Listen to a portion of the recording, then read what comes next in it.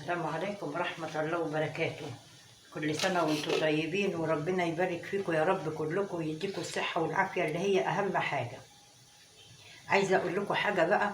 النهاردة ابني راح يجيب الزبداية دي اللي انتم شايفينها دي، من بعد ما كانت ب4 دلوقتي وصلت كمانها 6:30.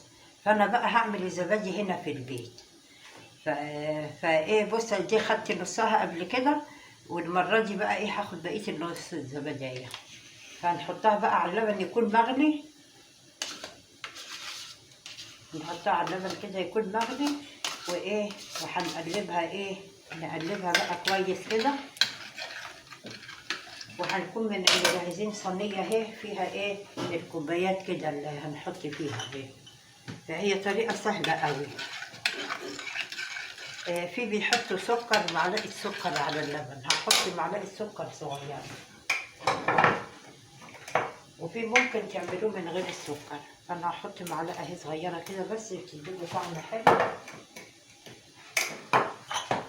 وهنقلبه برده كده اهو كويس اهو. وبعدين هحطه بقى هنا اهو في الشفشق ده، هضربه بقى ايه في الخلاط عشان يبقى كله ايه مضروب.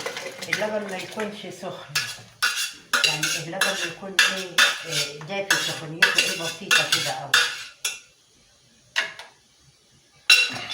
كده. هنضربه بقى كده اهو بقى كده اهو. رجعت لكم اهو بعد ما ضربته حلو قوي. بص عمل ايه قشطه زي من فوق الوش. هنبدا بقى نفرغ بقى كده، نحل ايدينا كده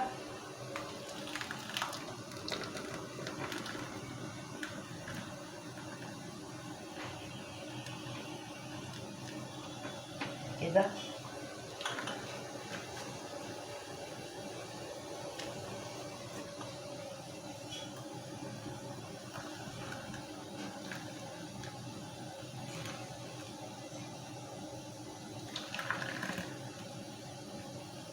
بصوا كده اهو.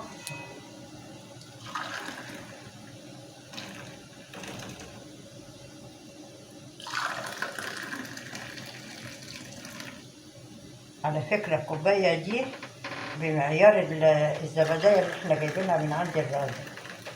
فبصوا كده اهي طلعت كم واحده، ولسه هنا في ايه حبه تاني اهو.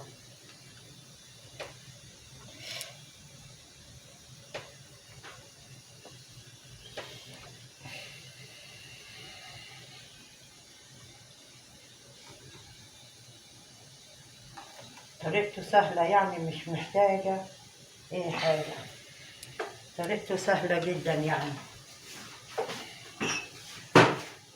الحبه دول بقى هحطهم هنا اهو.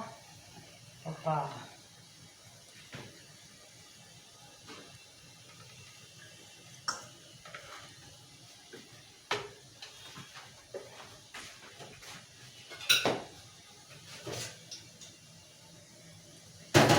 صور تاني،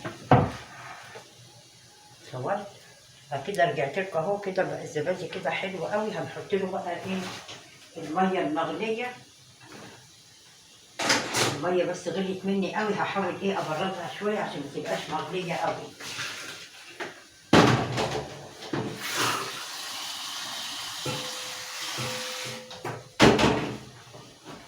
بس الميه اهي. هنحط بقى هنا اهو كده وهنحط هنا اهو كده ميه مغليه كده.